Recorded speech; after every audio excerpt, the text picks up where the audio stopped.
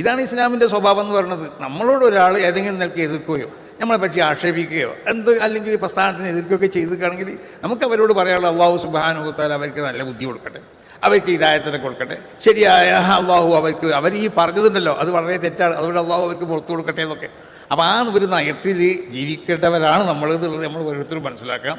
ആ നിലയ്ക്ക് ആരിൽ നിന്നും അപശബ്ദങ്ങളോ അല്ലെങ്കിൽ ഈ കാണുന്ന കൂട്ടായ്മ ഉണ്ടല്ലോ, ഇപ്പോൾ ഇവിടെ ഈ സദസ്സുകൾ നോക്കി, ഇവിടെ ഞാനുണ്ട്, MT ഉസ്താദുണ്ട്, പാണക്കാടുള്ള തങ്ങന്മാർ, കുറേ തങ്ങന്മാർ പാണക്കാടുള്ളവരിവിടെ, കുമ്പുള്ള തങ്ങന്മാരുണ്ട്, മറ്റുള്ള ഉസ്താദന്മാരുണ്ട്, ഇവിടെ രാഷ്ട്രീയ മേഖലയിൽ പ്രവർത്തിക്കുന്ന പല രാഷ്ട്രീയ കക്ഷികളിലുള്ള പ്രവർത്തിക്കുന്ന ആളുകൾ ഇവിടെ ഉണ്ട്, മറ്റ് പല പ്രമുഖ വ്യക്തികളൊക്കെ ഉണ്ട്. ഇതൊക്കെ നമ്മളൊരു കൂട്ടായ്മയാണ്. ഈ കൂട്ടായ്മക്ക് ഒരു നിലക്കുള്ളതായ പോറലും നമ്മളിന്നുണ്ടാവാൻ പാടില്ല.